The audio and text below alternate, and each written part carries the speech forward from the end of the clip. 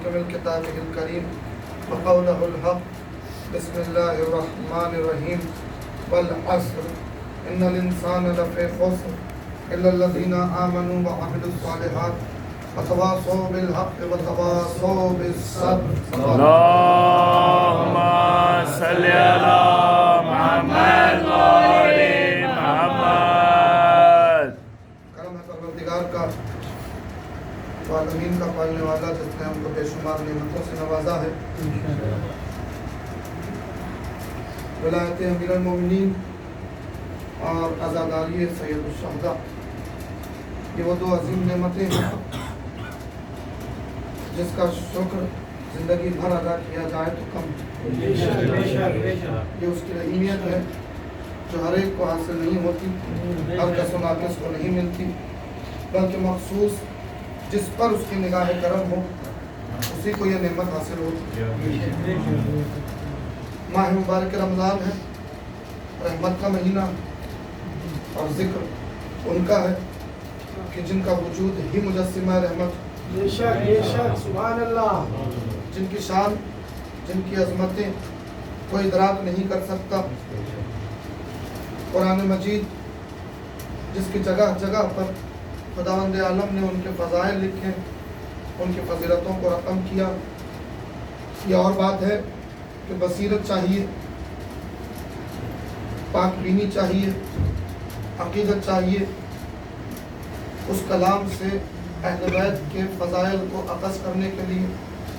ورنہ قرآن تو سب پڑھ رہے ہیں مگر سب کو علی کے فضائل نظر نہیں آتے اور آ بھی نہیں سکتے. انہی آنکھوں کو علی کے فضائل قرآن میں نظر آئیں گے کہ جن آنکھوں سے حسین کے غم میں آنسو بھی بہتے ہیں،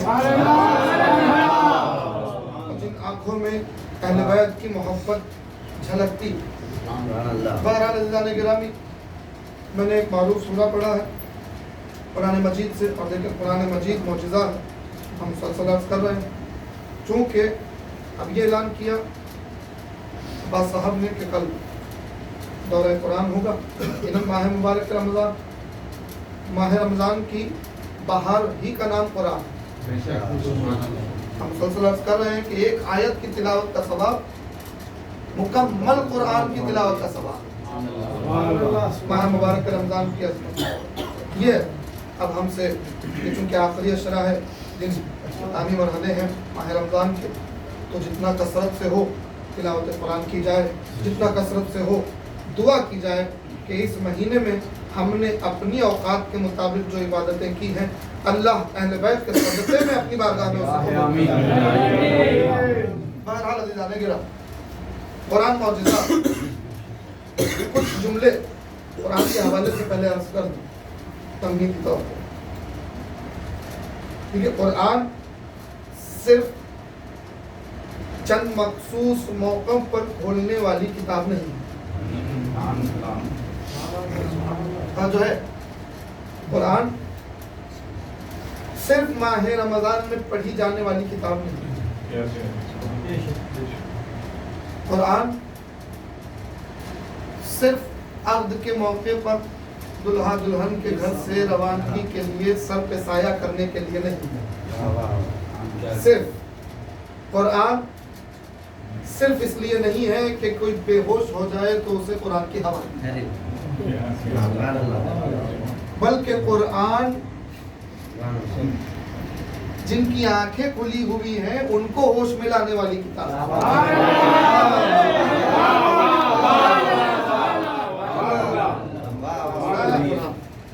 علوم کے سمندر ہے قرآن.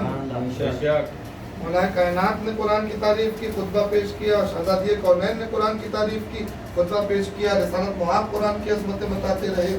تمام ائمہ کیا کیا؟ کہ رسالت کا کام کیا تھا؟ پہنچانا. رسالت کا کام پہنچانا تھا. قرآن کس نے پہنچائی؟ اللہ کے رسول نے. احسان ہے رسالت کا. قرآن ان کی زبان اقدس سے ظاہر ہوا نا. ہم نے تو وہی آتے نہیں دیکھی، ہم نے تو جبریل کو نہیں دیکھا، نازل ان پہ ہوا. ان کی زبان سے الفاظ ادا ہوئے تو دنیا تک پہنچے، ہے نا. اب دیکھیں اس قرآن کی عظمت کیا ہوگی کہ جو پہنچائی گئی رسول کے ذریعے. مگر اس کی حفاظت کے لیے رسول کے بعد اللہ نے 12 کو مقرر کیا. سبحان اللہ. یا اس کی حفاظت کے لیے کہیے یا اس کی تفسیر کے لیے کہیے. سبحان اللہ. کیونکہ رسالت کا کام پہنچانا تھا. سمجھائے گا کون؟ کیا کہنے. سبحان اللہ. ہم نے یہ دنیا جانتی ہے, دنیا مانتی ہے کہ قرآن معجزہ ہے. چاہے کوئی فرقے کا ہو, اس سے پوچھے قرآن معجزہ ہے کہ نہیں ہے. وہ کہے گا معجزہ ہے, بالکل معجزہ ہے. یہاں تک تو بات ٹھیک تھی کہ قرآن پر اعتماد ہے, یقین ہے کہ معجزہ. جب سمجھنے کی بات آتی ہے, جب قرآن سے علم حاصل کرنے کی بات آتی ہے, تو یہاں معاملات بگڑ جاتے ہیں عزیزان گرامی. بھئی سیدھی سی کامن سینس کی بات ہے کہ قرآن جب معجزہ ہے تو پھر معجزے کو سمجھانے والا بھی معجز نما ہی چاہیے.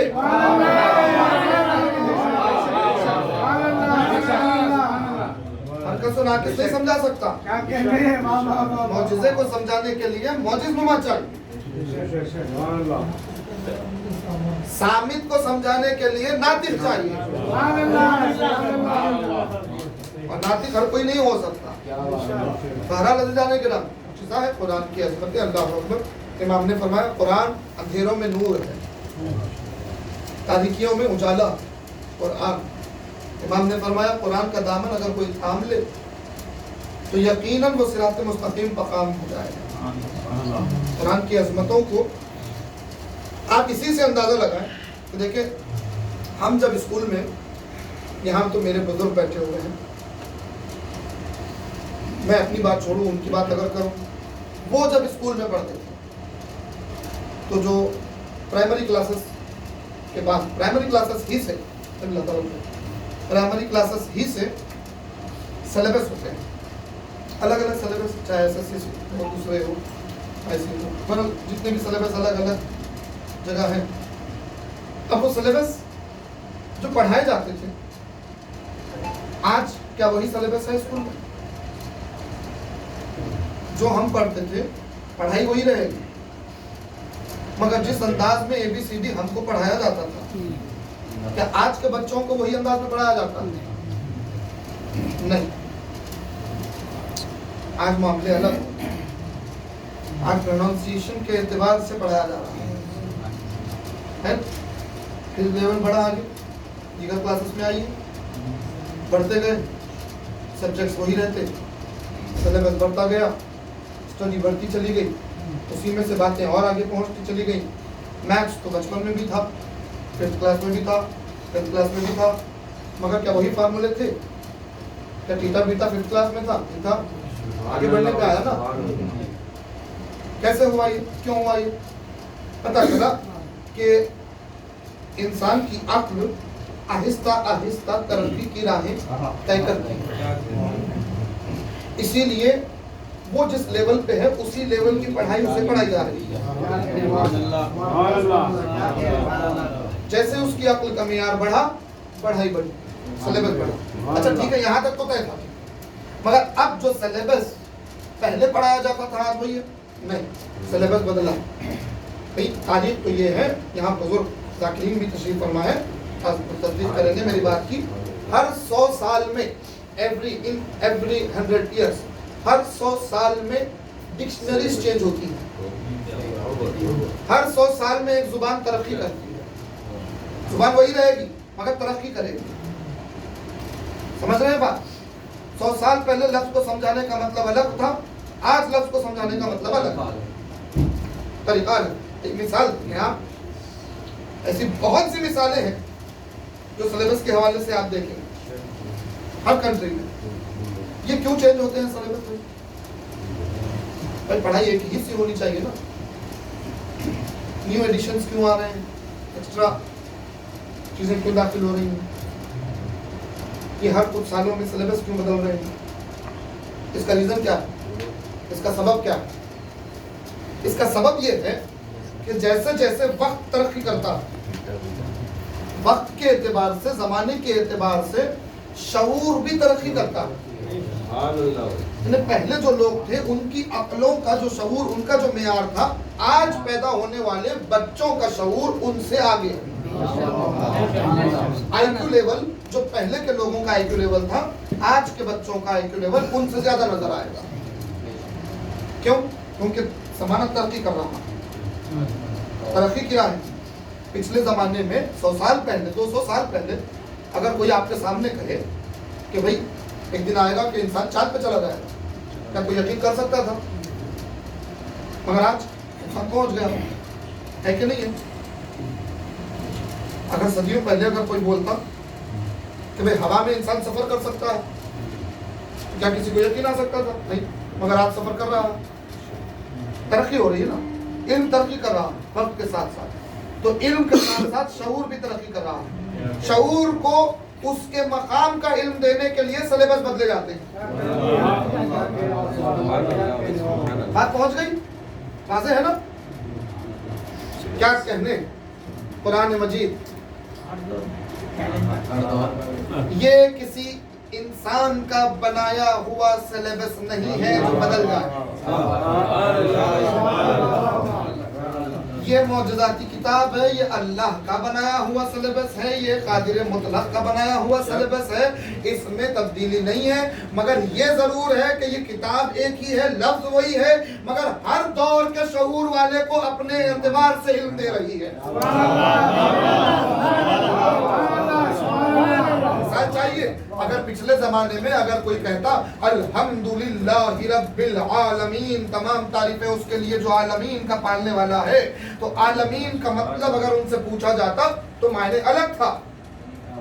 ان کا محدود ذہن اور اسی اعتبار سے عالمین سمجھے جاتے تھے, یعنی نباتات کا ایک عالم, جمادات کا ایک عالم, انسانوں کا ایک عالم, پرندوں کا ایک عالم, پرندوں کا ایک عالم. سمجھ رہے بات؟ یہ تمام مل کے عالمین بنتے تھے. ان کے ذہن میں یہ تھا کہ یہ سب چیزیں عالمین, عالمین کا پالنے والا پروردگار اللہ. مگر آج سائنس نے ترقی کی, دماغوں نے ترقی کی, شعور نے ترقی کی. اب ہم پڑھ رہے ہیں الحمدللہ رب العالمین, تو اب عالمین صرف نباتات, جمادات, پرندے, درندے, انسان اس میں محدود نہیں رہ گئے, بلکہ اب اس سے آگے بڑھے. مرکیوری, وینس, ارتھ, مارس, جوپیٹر, سیٹرن, یورینس, نیپٹیون, پلوٹو پہلے تھا, اب نہیں ہے. ہم جب پڑھتے تھے 9 سیارے, یہاں تک محدود ہوئے بھائی یہ سب ملا کے عالمین ہے. سولار سسٹم عالمین ہے, سورج, چاند یہ عالمین ہے. پھر علم میں ترقی کی, پتا چلا کہ نہیں آپ کے یہاں تو ایک چاند ہے, آپ کے یہاں ایک سورج ہے, کئی سیارے ایسے ہیں جہاں 2 چاند ہے, کئی سورج ہے. پھر پتا چلا صرف یہ سولار سسٹم نہیں ہے, اس سے آگے بڑھیے, اب پوری گیلیکسی نظر آئے گی, ملکی وے, ہزاروں کروڑوں عالم نظر آئیں گے. پھر ان میں صرف یہ آپ کا ایک نہیں ہے, گیلیکسی ایک نہیں ہے, ایسے کئی گیلیکسیز ہیں جس کو سب ملا کے کہیں گے یونیورس. آپ سائنس نے بتایا نا, یہ سائنس بڑے مزے کی چیز ہے, آپ کے شعور کو بلند کرنے والی چیز ہے. اب پتا چلا نہیں بھائی عالمین کے سامنے تو ہماری دنیا کا وجود کچھ نظر ہی نہیں آ رہا. یونیورس کے سامنے ہماری زمین, ہماری ارتھ کتنی نظر آئے گی. پھر اس ارتھ کے ایک گوشے میں ہم بیٹھے ہوئے کتنے نظر آئیں گے. اب آیت پڑھیں الحمدللہ رب العالمین, تمام تعریفیں اس اللہ کے لیے جو عالمین کا پالنے والا ہے. قرآن کا لفظ وہی ہے, کل الگ سمجھا جا رہا تھا, آج اپنے اعتبار سے معنی سمجھے جا رہے ہیں.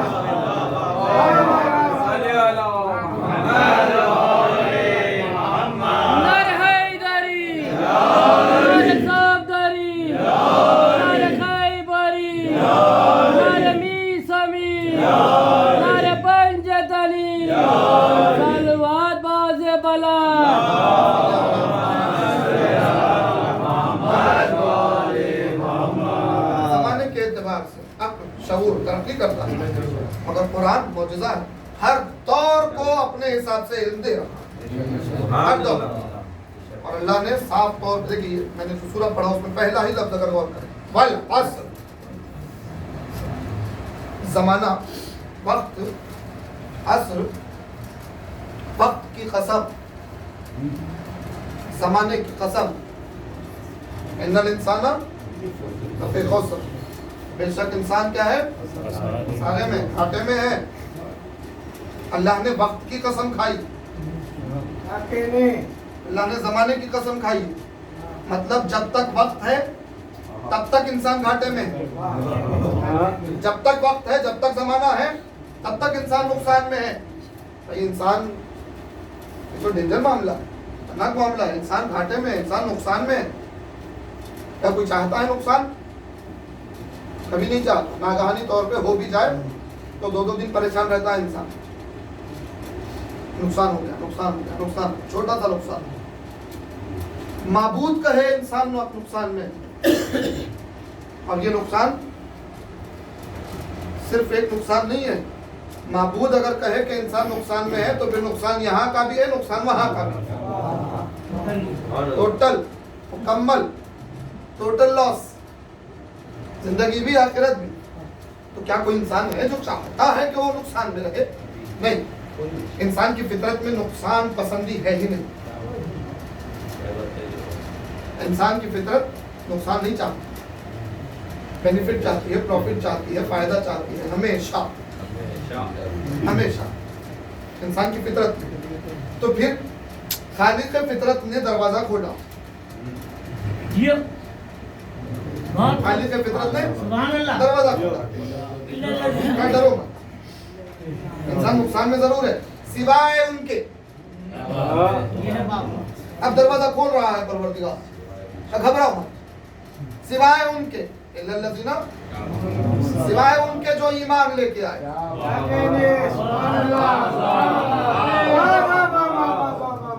सिवाय उनके जो ईमान लेके आए। अब दौर कोई हो, जमाना कोई हो, ज्यादा एजुकेशन आने से मुराद ये नहीं होता कि सब मिल जाए।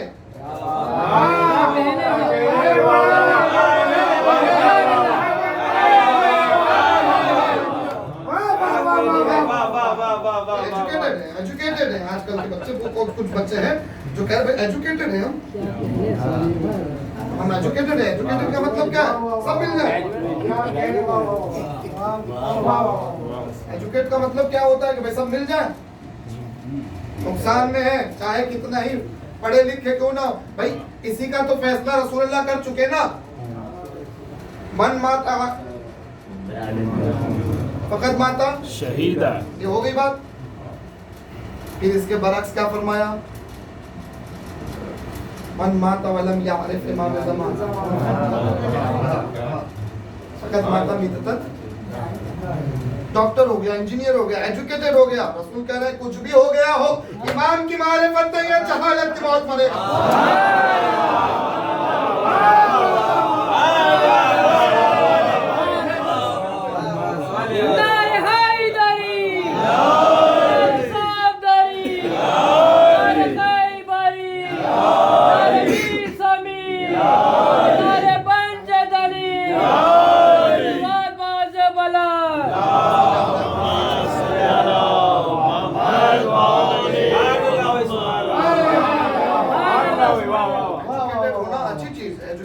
लाजिमी है, सब एजुकेशन हासिल करें, अपने बच्चों को एजुकेशन दे, लाजिम है। मगर एजुकेशन में ये बात लाजमी रखे कि सदका है तो मोहम्मद व आले मोहम्मद।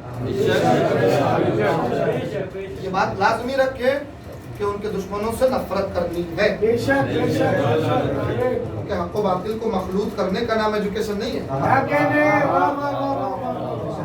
हक व बातिल में इम्तियाज। आलिम का मतलब क्या है? आलिम किसे कहते हैं? जो एजुकेटेड हो ना, आलिम। आलिम आलिम की तारीफ मासूम ने कई दफा अलग अलग अंदाज से की, मैं उस तफसील में नहीं जाऊंगा। एक मर्तबा मासूम ने फरमाया, एक तरीका आलिम की तारीफ करते हुए कि आलिम उसे कहते हैं जो हक और बातिल में इम्तियाज पैदा करे। हक और बातिल में इम्तियाज करने वाले को आलिम कहते हैं। इम्तियाज करने वाले को, फर्क करने वाले को, हक को हक, बातिल को बातिल बताने वाले को आलिम कहते हैं। हक और बातिल मिलाने वाले को जाहिल कहा जाता है। तो इंसान नुकसान में सिवाय उनके जो ईमान लेके आए, जिन्होंने नेक अमाल किए, जिन्होंने हुकूक अदा किए, اللہ کے حقوق، بیت کے حقوق، علی کے حقوق، اپنے ماں باپ کے حقوق، اپنی اولاد کے حقوق، اپنے ازواج کے حقوق، اپنے اہل و عیال کے حقوق، اپنے دوستوں کے حقوق بیان ادا، یہ تمام حقوق ادا بولو کامیاب۔ اس کے بعد وتواصوا بالحق، وہ جو حق کی وصیت کرے، وہ جو صبر کی وصیت کرے۔ حق کی وصیت لازم ہے ہر ایک پہ، فروع دین میں واجب ہے ہمارے پاس، امر بالمعروف نہی عن المنکر، نیکی کی ہدایت کرنا، برائی سے روکنا کیا ہے؟ واجب ہے۔ حق کی نصیحت، حق کی وصیت کرے، صبر کی وصیت کرے ایک دوسرے سے، صرف وصیت نہ کرے، مطلب یہ ہے کہ پہلے خود عمل کرے پھر ارے کیا کہنے بھائی، واہ واہ واہ واہ واہ، سبحان اللہ سبحان اللہ سبحان اللہ۔ قبلہ خالی وصیت کر رہے ہیں، قبلہ عمل نہیں کر رہے تو پھر فائدہ کیا؟ فائدہ نہیں ہوگا، کچھ فائدہ نہیں ہوگا۔ سب سے پہلی بات یہ ہوگی کہ دلوں پہ اثر ہی نہیں ہوگا، بے شک دلوں تک اثر نہیں پہنچے، بات کا اثر نہیں ہوگا۔ بات کا اثر کب ہوگا؟ جب ہم خود عمل کریں، اس کے بعد پہنچائے بات۔ کیا کہنے قبلہ، حق کی وصیت، حق کی سبحان وصیت، اللہ۔ ایک دوسرے سے حق کی وصیت کرتے رہو، ہر مرحلے میں حق کی وصیت کرو، چاہے کچھ ہو جائے حق کی وصیت کرو، کسی بھی معاملے میں جھوٹ نہ کہو، کہیں جھوٹ نہ بولو، چاہے نقصان نظر آ رہا ہو خود کا حق بولو، چاہے اپنا کچھ نقصان نظر آ رہا ہو حق بولو۔ تمہیں نقصان نظر آ رہا ہوگا مگر اللہ کیا کہہ رہا ہے؟ نقصان میں وہ ہیں انسان نقصان سوائے ان کے جو حق کی وصیت کرے۔ تمہیں نقصان نظر آ رہا ہوگا، حق کی وصیت تو کر کے دیکھو، اللہ وہ ہے جو نقصان سے فائدہ نکالتا ہے۔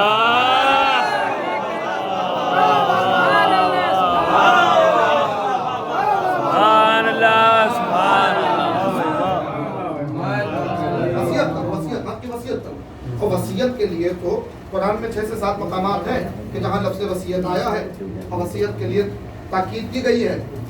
سورہ مائدہ میں بھی وصیت کے لیے خاص طور پہ بیان کیا گیا ہے کہ جب اے ایمان والو، جب تم میں سے کوئی مرنے لگے تو وصیت کرو، 2 گواہ بناؤ، 2 مومن گواہ بناؤ، نہیں ملے تو 2 غیر مومن کو گواہ بناؤ۔ سمجھے تاکید کیا کرو ہے قرآن؟ اپنے میں سے 2 ایمان والوں کو گواہ بناؤ، وصیت کرو۔ نہیں ملا اگر تو کوئی غیر 2 کو وصیت کرو، مومن نہیں ملے تو دوسروں کو گواہ بنا دو، مگر وصیت کرو۔ تو وصیت کرنا سب پہ لازم ہے، زندگی بھر بھی لازم ہے، مرنے سے پہلے بھی لازم ہے۔ اور پھر کئی لوگ ہیں بھائی، پہلے بزرگ تھے جو زندگی میں وصیت کرتے تھے، اپنے مرحلوں میں وصیتیں کرتے تھے، مگر آج لوگ وصیتیں کرنا چھوڑ رہے ہیں۔ کیوں؟ پتہ نہیں اس کا سبب کیا ہے۔ ایک سبب سمجھ یہ آتا ہے کہ لوگ یہ سمجھتے ہیں کہ ہم وصیت کر دیں تو موت قریب نہ آ جائے،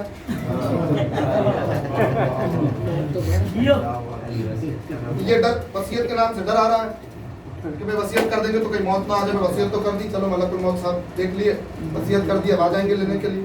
ایسا نہیں ہے، ایسا نہیں ہے۔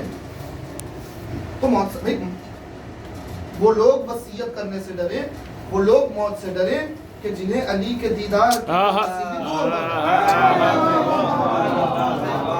علی کا چاہنے والا کبھی نہ موت سے غفلت کرتا ہے نہ پھر موت سے گھبراتا ہے۔ موت حق ہے، حق کی وصیت کیجیے، موت حق ہے نا بھائی، حق کی وصیت کیجیے۔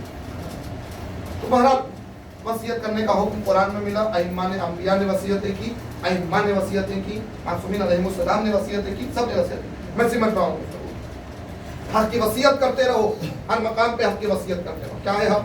کہاں ہے حق؟ کسے کہتے ہیں حق؟ بہت سی چیزیں ہیں حق، آپ نے پرسوں مجلس میں سنی، ذاکر قبلہ نے بیان کیا، تلقین آپ پڑھتے ہیں، اس تلقین میں بتایا گیا ہے کیا کیا حق ہے، سب کچھ ہے اس میں، حق ہے، حق ہے، حق ہے، حق ہے۔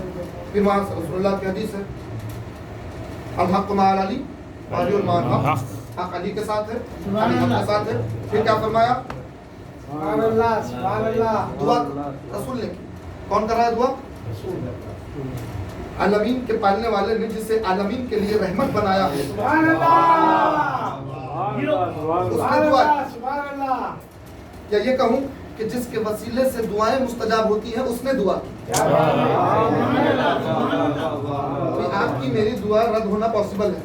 بے شک بے شک بے شک. جس کا وسیلہ محمد ہو اس کی دعا رد نہیں ہوتی. جب وہ محمد کو دعا کر رہے ہو کہ میرے معبود حق کو ادھر موڑ دے جہاں پر جدھر علی مڑ جائے, جدھر علی مڑ جائے حق کو ادھر موڑ دے. یعنی حق علی کے پیچھے نظر آئے گا. حق کہاں نظر آئے گا؟ علی کے پیچھے. بات حل ہو گئی نا. تو بین الفریقین میں حدیث موجود ہے, رسول نے کہا حق علی کے ساتھ ہے, علی حق کے ساتھ ہے. اب اگلا جملہ لوگوں کو ہضم نہیں ہوتا کہ حق ادھر موڑ دے جدھر علی مڑ جائے. یہ اور بات ہے کہ ہضم نہیں ہوتا, مگر یہ تو ہضم ہے, یہ تو بات طے ہے کہ حق علی کے ساتھ ہے. علی حق کی ضد کیا ہے؟ باطل. حق کا اپوزٹ کیا ہے؟ باطل. ہے نا, سیدھی سیدھی بات ہے بھائی, بحثوں میں جانے کی گنجائش نہیں ہے. کتابیں زیادہ کھنگالنے کی ضرورت کیا ہے؟ سیدھے سیدھے دیکھ لیں. رسول نے فیصلہ کر دیا حق علی کے ساتھ ہے, علی حق کے ساتھ ہے. حق کے مقابل میں آنے والے کو باطل کہتے ہیں, حق کے خلاف آواز اٹھانے والے کو باطل کہتے ہیں. ہے نا, رسول اللہ فیصلہ کر چکے حق علی کے ساتھ ہے, علی حق کے ساتھ ہے. اب علی کے خلاف کوئی بھی آ جائے, کیا کہنے, اسے ہم باطل نہیں کہہ رہے ہیں, اللہ کے رسول نے کہا باطل ہے. علی کے خلاف آنے والا چاہے آنے والا ہو چاہے آنے والا ہو.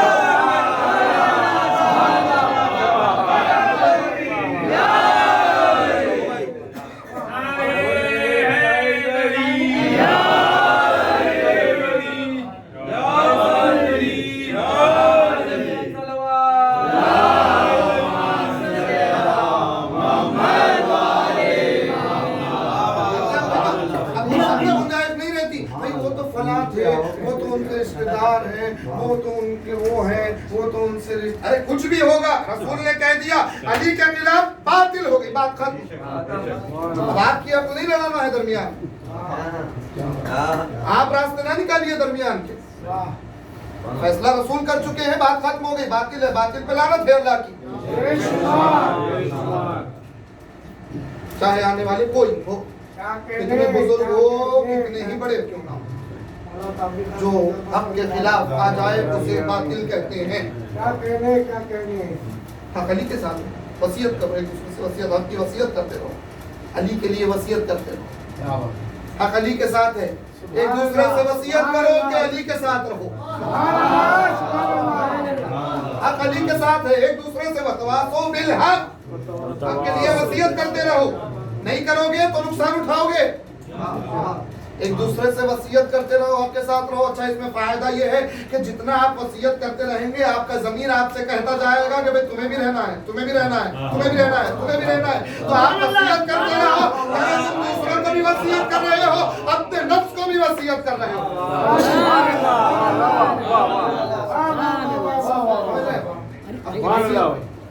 ایک دوسرے میں وصیت نہیں کرتے رہو. صبر کی وصیت کرو, تواصوا بالصبر. ابھی بہت سی گنجائشیں تھی, وقت ہو گیا, میں سمجھ رہا ہوں گفتگو. تواصوا بالصبر, صبر کی وصیت کرتے. صبر کیا ہے؟ برداشت. صبر کیا ہے؟ ضبط. صبر کیا ہے؟ کنٹرول. صبر کیا ہے؟ گلہ نہ کرنا. صبر کیا ہے؟ شکوہ نہ کرنا. اکثر موقعوں پہ ہم صبر کے دائرے سے باہر نکل جاتے ہیں. تواصوا بالصبر, صبر کی وصیت کرتے رہو ایک دوسرے سے. سمجھو صبر کو. اکثر طور پہ تو ہم مجبوری کو صبر کا نام دیتے ہیں. ابھی پہنچی بات, ابھی پہنچا دو, دیکھیے گا ابھی پہنچ جائے گا. سنیے ایگزامپل, ہم اپنے اہل و عیال کے لیے کچھ میوہ لینے کے لیے, مثال ہے, کچھ میوہ جات خریدنے کے لیے ہم پہنچ گئے. ایک میوے پر نظر پڑی, ہم نے چاہا کہ اپنے بچوں کے لیے لے, اپنے گھر والوں کے لیے لے. ہم نے سوال کیا بیچنے والے سے کتنے کا ہے, اس نے پیسے بتائے, تو زیادہ بتا دیے. اب ہمارے پاس پیسے نہیں ہے, سر جھکایا, کم. کہیں جانا ہے, سواری نہیں ہے, اللہ پیدل نکلے ہیں, پیدل نکلے ہیں, سواری نہیں ہے. پیر درد ہو رہے ہیں مگر چل رہے ہیں, کیا کریں, سواری نہیں ہے. ٹھیک ہے, ہم نے کہا صبر, مجبوری. حالانکہ ان میں کفارے بھی ہیں.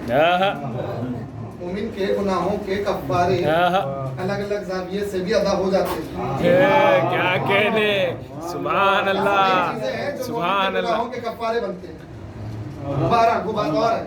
اب میں اتنا سمجھ لوں گفتگو کہ ہم نے کہا بھائی ہم نے صبر کر, یہ صبر نہیں تھی, صبر نہیں تھا, کفارہ, یہ مجبوری تھی. مجبوری. ایسے نہیں تھے, مجبوری تھی, کیا کریں. ہم نے کہا صبر ہے. کیا صبر کا ایک طریقہ ضرور ہے, صبر کی ایک شان ضرور ہے, مگر مجبوری کے تحت صبر ہے. صبر تو رمضان میں معلوم ہوتا, صبر کسے کہتے ہیں. آپ تو عرب میں رہ رہے ہیں, چلیے ابھی تو موسم ٹھیک ہے, مگر عرب کی گرمی مشہور ہے, گرم ماحول ہے, سخت سورج کی شدت, سامنے پانی ٹھنڈا رکھا ہوا, یا علی, دن کا وقت, سورج کی تمازت آپ کے ضمیر کو کہہ رہی ہے کہ ہاتھ بڑھا اور پیاس بجھا, مگر آپ نے اپنے ضمیر سے کہا نہیں, میں روزہ ہوں, میرے پروردگار کے حکم کے مطابق اہل بیت کی خوشنودی کے لیے میں روزہ ہوں, میں یہ پانی نہیں پیوں گا. یعنی آپ کا اختیار ہے کہ ہاتھ بڑھائے پانی پی لے, اختیار رکھتے ہوئے آپ نے ضبط کر لیا, اسے کہتے ہیں صبر.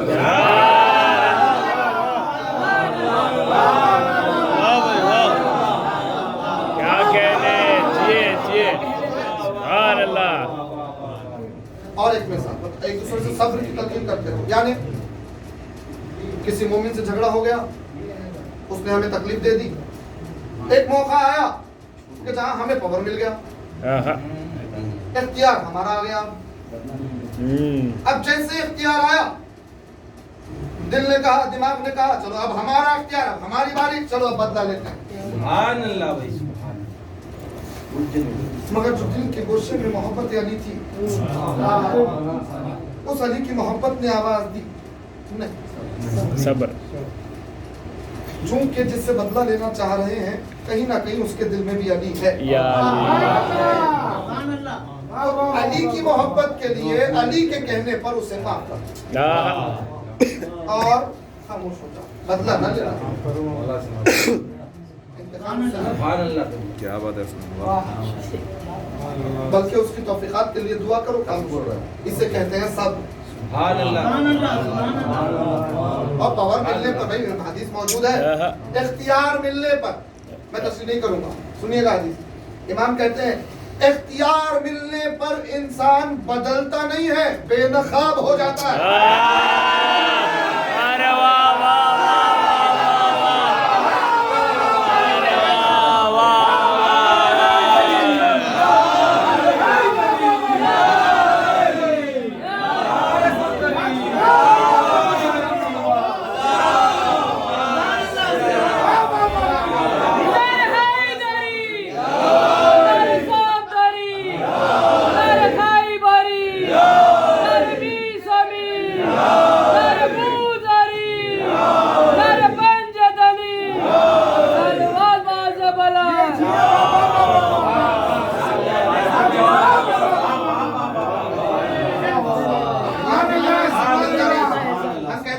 دولت آ گئی, بدل گئے, رتبہ ملا, بدل گئے, شہرت ملی, بدل گئے, بدلے نہیں ہیں, بے نقاب ہوئے ہیں.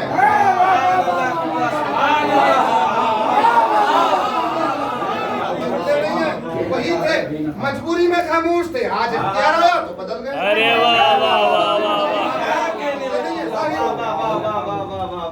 اختیار ملنے پہ انسان بدلتا نہیں, بے نقاب ہو جاتا.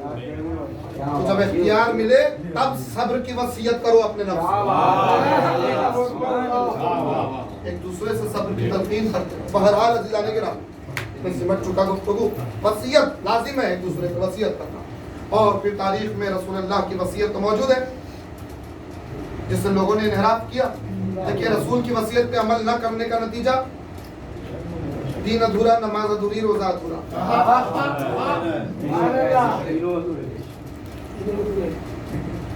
رسول کی وصیت پہ عمل کر لیتے تو پھر نماز بھی مکمل ہو جاتی, روزہ بھی مکمل ہو جاتا، ایمان بھی مکمل ہو جاتا۔ مولا کائنات ہم کہتے ہیں ہم علی کے چاہنے والے، علی کے ماننے والے، علی کے چاہنے والوں میں علی کی وصیت کا کیا اثر ہے؟ اللہ اکبر۔ ابھی تو ہمیں دیکھنا ہوگا نا، شہادت ہم نے منائی ہے، کئی وصیتیں انفرادی بھی کی ہیں، اپنی اولاد سے کی، غیر فاطمی اولاد سے وصیتیں کی ہیں، فاطمی اولاد سے الگ وصیت کی ہے، حسن کے لیے وصیت کی، مگر میں نے جیسے کہا کہ نہج البلاغہ میں ایک وصیت نامہ علی کا موجود ہے مکتوب کی شکل میں، جو قیامت تک کے علی کا دم بھرنے والوں کے لیے ہے۔ یعنی کون؟ ہم۔ علی نے ہم کو فراموش نہیں کیا، امیر المومنین ہے، ایسے کیسے ہو سکتا تھا؟ امیر المومنین ہو، دنیا سے جا رہے ہیں اور مومنین کے لیے وصیت نہ کریں، کیا کہنے مطلب ہے تو لازم ہے کہ وصیت کر کے جائیں۔ وصیت کی میں بس اختتامی مرحلے پہ آ چکا، قبل المسائل اس وصیت کے چند فقرے میں آپ کی خدمت میں پیش کر دوں۔ ایک صلوات پڑھیں محمد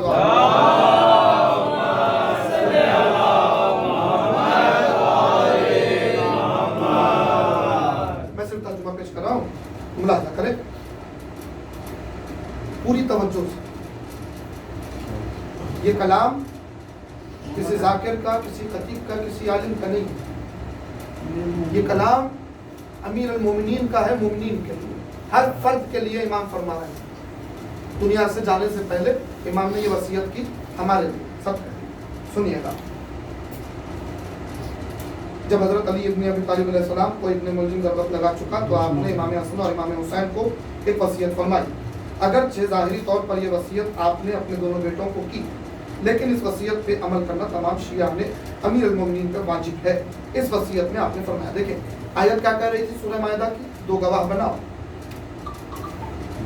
دو گواہ بنا کے وصیت کرو جب موت قریب آ جائے۔ علی نے کس کو گواہ بنایا؟ حسن اور حسین۔ آیت کا مصداق کون نظر آیا؟ علی۔ وصیت کر رہے ہیں دو گواہ بنا۔ سنیے، امام کہتے ہیں کہ میں تم دونوں کو تقوی اختیار کرنے کی وصیت کرتا ہوں، اللہ سے ڈرنے کی وصیت کرتا ہوں، اور دیکھو دنیا کی طرف مائل نہ ہونا، خواہ وہ تمہاری طرف مائل کیوں نہ ہو، اور دنیا کی جس چیز سے تم کو روک لیا جائے اس پر افسوس نہ کرنا، اور جو بھی کہنا حق کہنا۔ یہ علی والوں سے کہہ رہے ہیں، جو بھی کہنا حق کہنا، اور جو کچھ کرنا ثواب کے لیے کرنا، جو بھی کرنا۔ سبحان اللہ، سبحان اللہ۔ میں تشریح نہیں کر رہا ہوں، تشریح کے لیے بہت وقت درکار، میں صرف وصیت کے ترجمے پیش کر رہا ہوں، ترجمہ ترجمہ۔ جو کچھ کرنا ثواب کے لیے کرنا، ظالم کے مخالف اور مظلوم کے مددگار رہنا۔ میں تم دونوں کو اور بقیہ اپنی تمام اولادوں کو اور اپنے تمام اہل و عیال کو اور ان تمام افراد کو کہ جن تک میرا یہ نوشتہ پہنچے، ان تمام افراد کو، ان سب کو وصیت کرتا ہوں کہ اللہ سے ڈرتے رہنا، اپنے امور کو منظم رکھنا۔ چلے سب کے لیے وصیت کر رہے ہیں مولانا، ایک ایک فرد کے لیے، ایک ایک شیعہ کے لیے، ایک ایک چاہنے والے کے، جس تک یہ نوشتہ پہنچے اس تک سب کے لیے اللہ سے ڈرتے رہنا، اپنے امور کو منظم رکھنا، اور باہمی تعلقات کو استوار رکھنا، کیونکہ میں نے تمہارے نانا رسول اللہ صلی اللہ علیہ وآلہ وسلم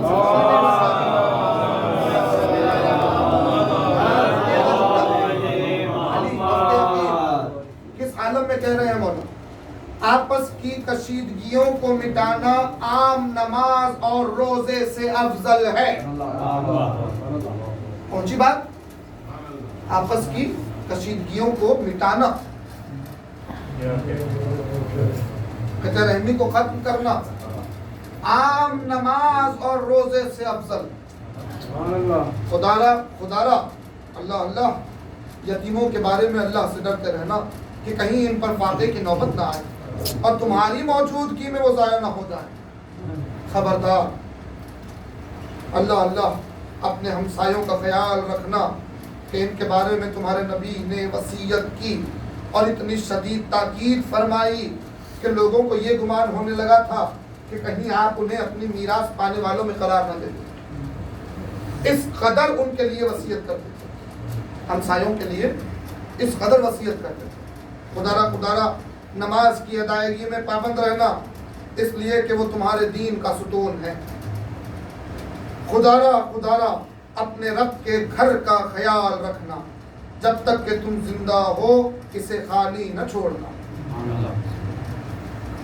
کیونکہ اگر اسے خالی چھوڑ دیا تو پھر عذاب سے مہلت نہ ملے گی۔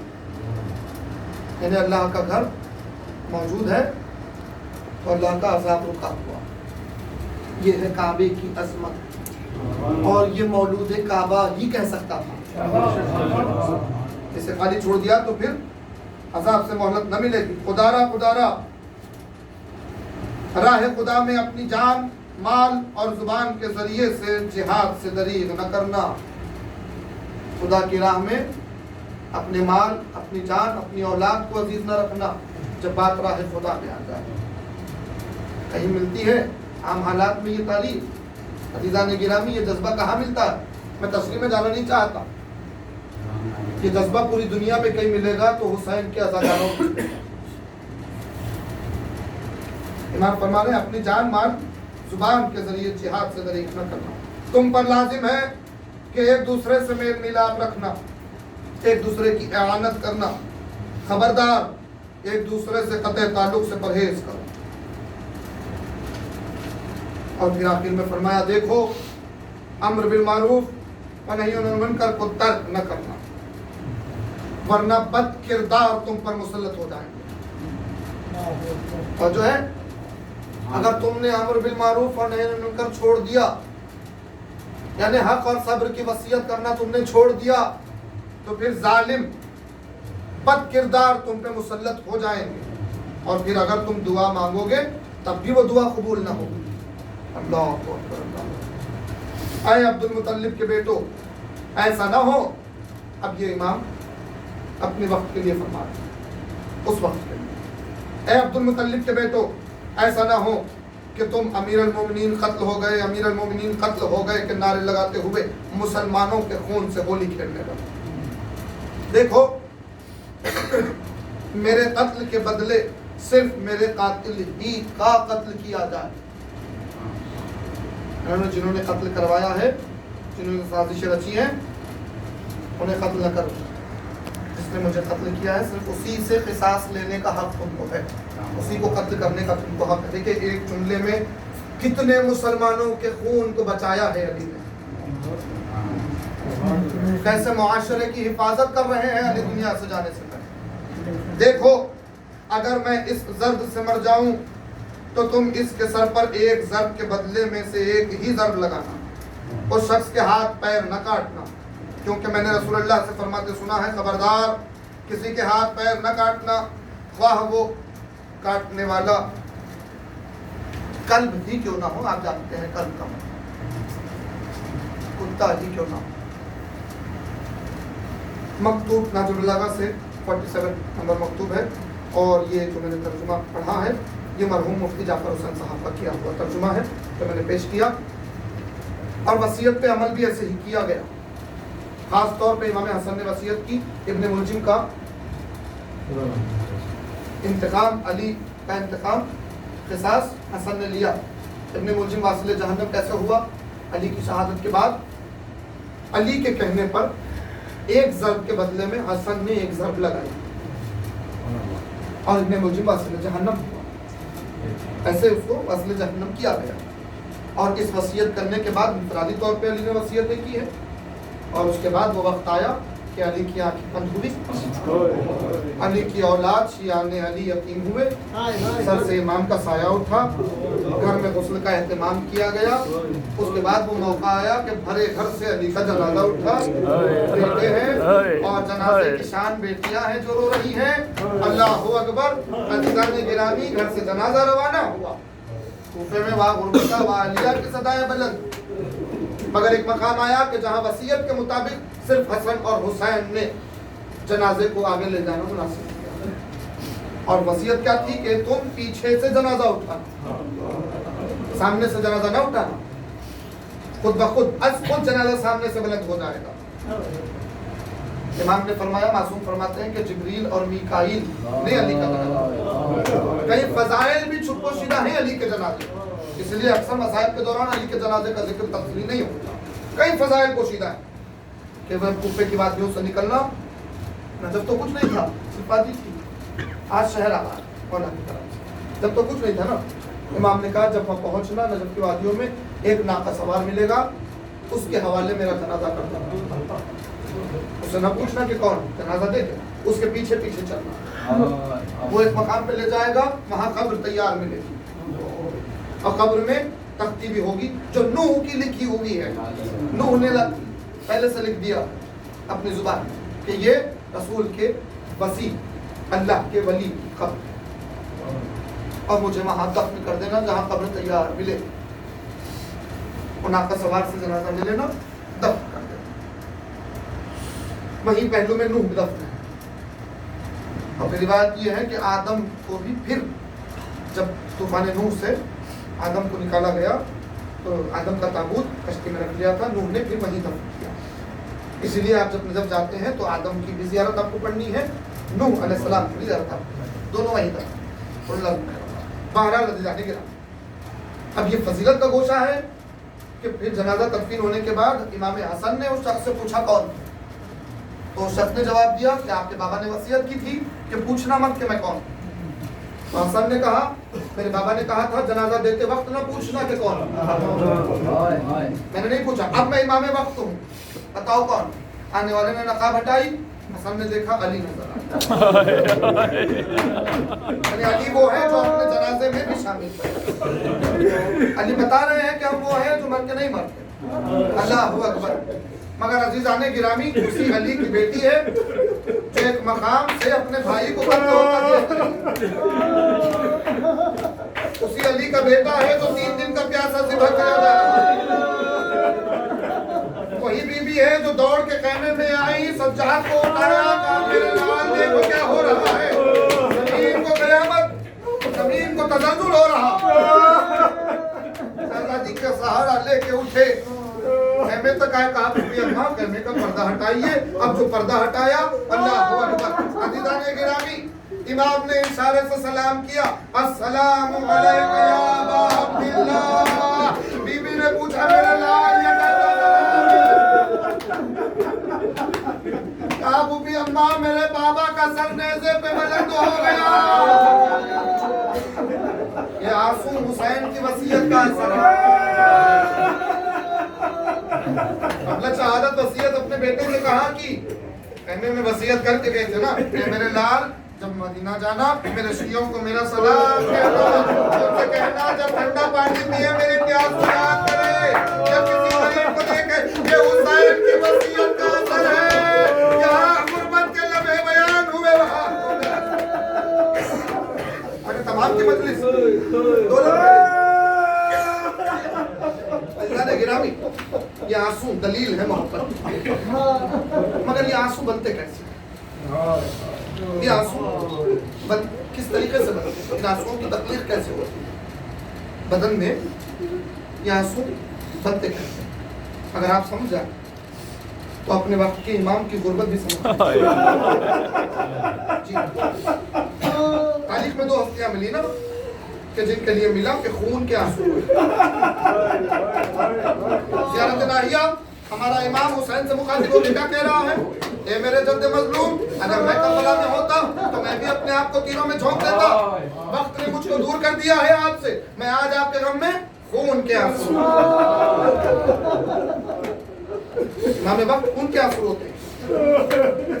چوتھے امام کا ذکر ملا کہ جو مدینے میں خون کے آنسو ہوتے ہیں. خون کے آنسو کیا ہوتا ہے؟ اسے سمجھنے کے لیے پہلے یہ سمجھنا ہے کہ آنسو کیا ہوتا ہے.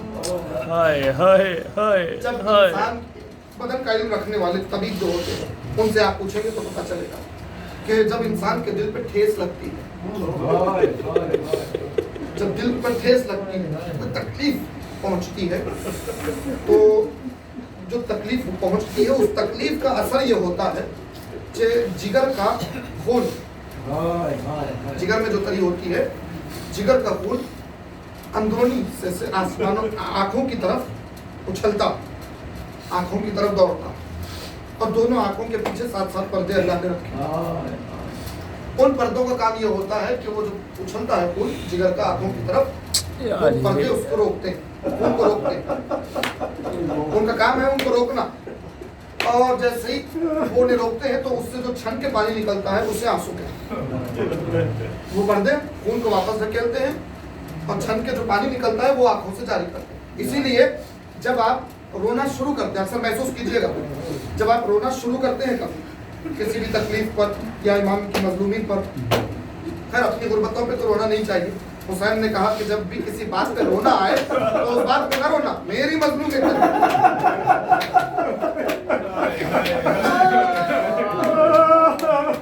तो जब आप रोना शुरू करते हैं तो हल्के सी आंखों में एक जलन होती है, पहले आंसू के लिए आंखों में जलन होती है और आंखें सुर्ख हो जाती है।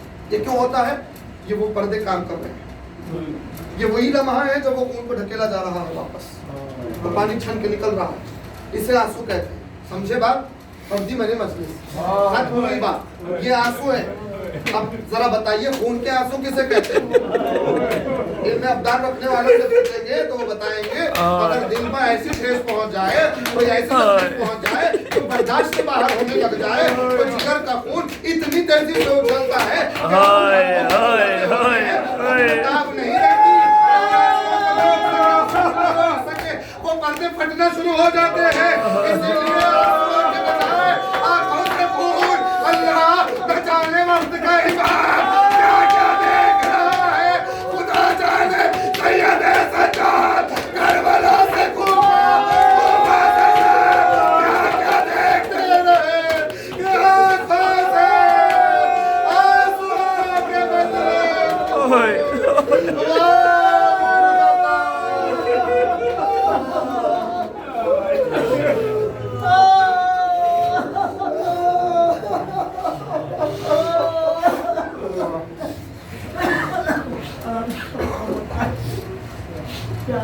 अल्लाह अल्लाह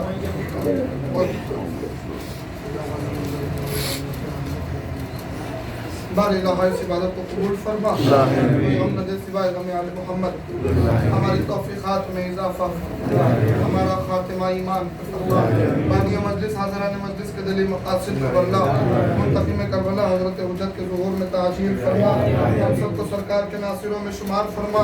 जो मुमिनीन इस वक्त तलील हैं, कुरान साहब जिसके लिए मुस्तकिल दुआ कराई जा रही है, और जो इस वक्त तलील है खुदाया सबको शिफाए कामिल व आजिला अता बारिक मोहम्मद वाले मोहम्मद का जो बे औलाद हैं, औलाद की नेमत के लिए तड़प खुदाया ज़िक्र का वास्ता उनको सालेह औलाद अता फरमा। आप हज़रात से मारूदा है एक मरतबा सूरह अलहम, 3 मरतबा सूरह इखलास की तिलावत फरमा कर इज़हार हुसैन मरहूम इब्न जहीर हुसैन मरहूम आगा मोहम्मद रज़ा इब्न आगा शफ़क़त हुसैन के अरवाह